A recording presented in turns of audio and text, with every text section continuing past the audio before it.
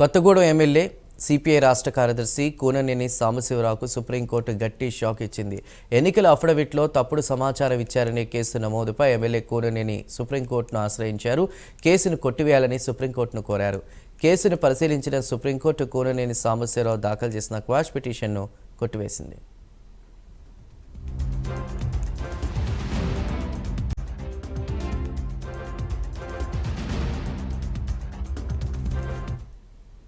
ఎన్నికల అఫిడవిట్ కేసులో వాదనలు ఎదుర్కొనేందుకు సిద్ధంగా ఉండాలని ఎమ్మెల్యే కూననేని సాంబశివరావుకు జస్టిస్ సూర్యకాంత్ ధర్మాసనం సూచించింది. 2023 ఏడాది చివరిలో జరిగిన అసెంబ్లీ ఎన్నికల్లో కొత్తగూడెం నుండి సిపిఐ పార్టీ తరపున కూననేని సాంబశివరావు పోటీ చేశారు.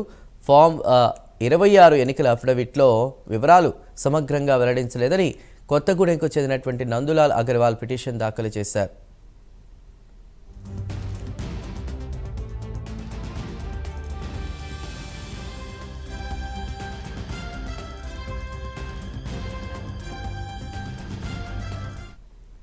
ఎన్నికల అఫిడవిట్లో భార్య పేరును కూననేని సాంబశివరావు పేర్కొనలేదని పిటిషనర్ తప్పుపట్టారు. అఫిడవిట్ను లైసెన్స్డ్ నోటరీతో ధృవీకరించలేదని పిటిషనర్ నందులాల్ అగర్వాల్ కోర్టు దృష్టికి తెచ్చారు.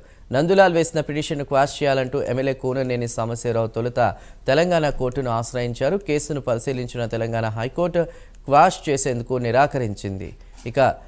దీంతో హైకోర్టు తీర్పును సవాల్ చేస్తూ సుప్రీంకోర్టును ఆశ్రయించారు. సుప్రీంకోర్టులోనూ చుక్కెదురైంది. ఎన్నికల అఫిడవిట్ దాఖలకు సంబంధించిన విచారణను ఎదుర్కోవడానికి సిద్ధంగా ఉండాలని సుప్రీంకోర్టు ధర్మాసనం సూచించింది.